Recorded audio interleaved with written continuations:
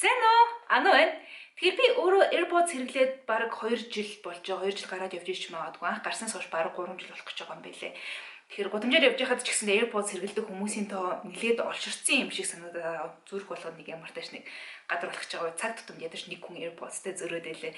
Тэгэхээр AirPods хэрэглэдэг хүмүүс тулгамддаг жишээ нь би нэг асуудал юу гэхээр AirPods-а яаж цэвэрлэх вэ гэдгээ анх ерөөсөө мэддэггүй байсан. Чихвч хэрглэж байхад мэдээж ингээ бохирдож эхлэх үед AirPods-ны чанар жоохон муудаад байдаг.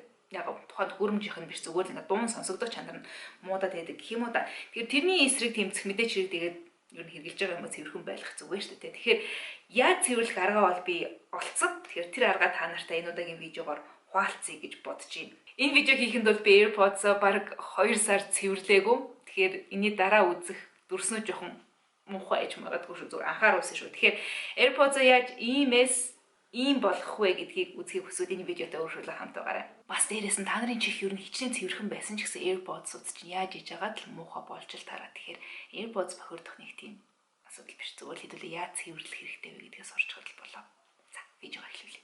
Apple компаниас AirPods-а цэвэрлэхэд хэрэгтэй зарим бүтээгдэхүүнүүдийг дараах байдлаар нэрлсэн байдаг. Эхнийх нь Q-tips буюу бидний хэлдгээр чих угах чөв. Нөгөөх нь үнэхээр шаардлагатай тохиолдолд SIM картыг зүг ашиглаж болно гэж зөвлөсөн байна. AirPods-ны хамгийн хурдан бохирддог бөгөөд цэвэрлэхэд хамгийн хэцүү хэсэг нь энэ төмөрлөг тортой хэсгүүд нь байдаг.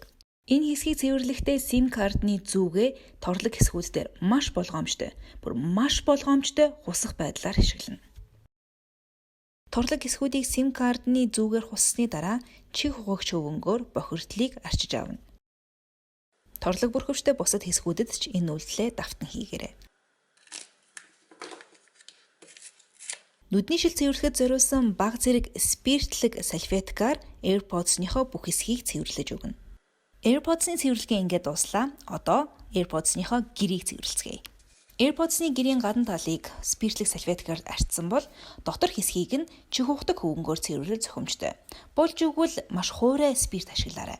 AirPods-ны гэрийг цэвэрлэж байхад анхаарах шаардлагатай нэг зүйл бол чихвч ордог хэсгийг маш болгоомжтой цэвэрлэх ёстой. Учир нь ёроолд нь мэдрэгч холбогч нар байдаг учраас энэ хэсгийг чих ухдаг хөвөнгөөр цэвэрлэх нь гэмтэх аюултай байдаг. Мөн түншлэн гэрийн доод хэсэгт байгаа Lightning connector хэсгийг бас л болгоомжтой цэвэрлэх ёстой. Учир нь мэдээж холбогчнууд байгаа. Ингээд AirPods чихвчээ гэртээ хамт хэдүүлээ цэвэрлэж дуслаа.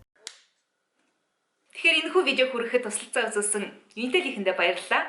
AirPods-а чихвчэндээгээд гудамжаар алхаж байхдаа санаа зовхгүй видео хүртэл LTE-гээр үзэхэд танаас үлжээ туслалдаг шүү.